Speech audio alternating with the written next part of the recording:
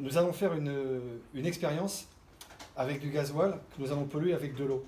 C'est un cas que l'on rencontre très souvent, que ce soit de pollution avec de l'eau libre, de l'eau dissoute, de l'eau émulsionnée. Donc je vais mettre de l'eau dans ces deux récipients qui contiennent le gasoil. On voit tout de suite que par séparation, l'eau tombe dans le fond.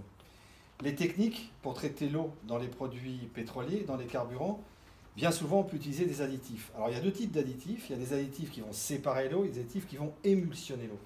Donc on va prendre celui-ci, un premier type d'additif, on va voir ce qui va se passer.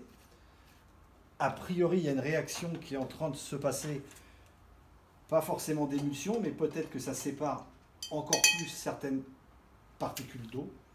Le deuxième que nous allons utiliser, voilà, on va en mettre suffisamment pour qu'on puisse voir un effet.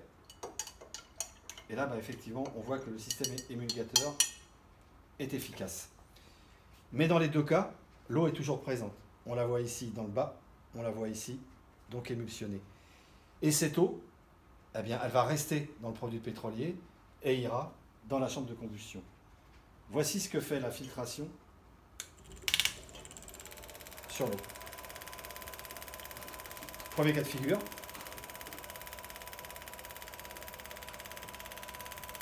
Encore une fois, cette vidéo est faite à titre d'expérience.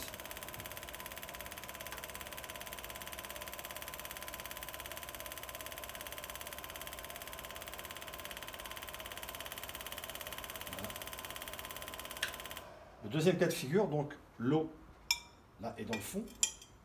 Et je vais m'aller un petit peu plus loin, puisque je vais mettre un peu de tonnerre de photocopieur, de façon à simuler des particules qui se trouveraient à l'intérieur d'un produit pétrolier. Donc on est en présence d'un produit qui est complètement dégradé et qui est complètement souillé par des particules.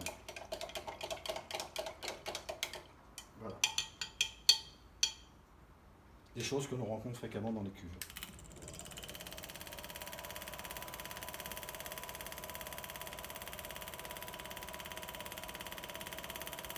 Donc nous pouvons démontrer très facilement que le filtre retient toutes les particules d'eau, toutes les particules solides, bactéries et tout autre polluant qui peuvent venir dégrader une combustion d'un produit pétrolier.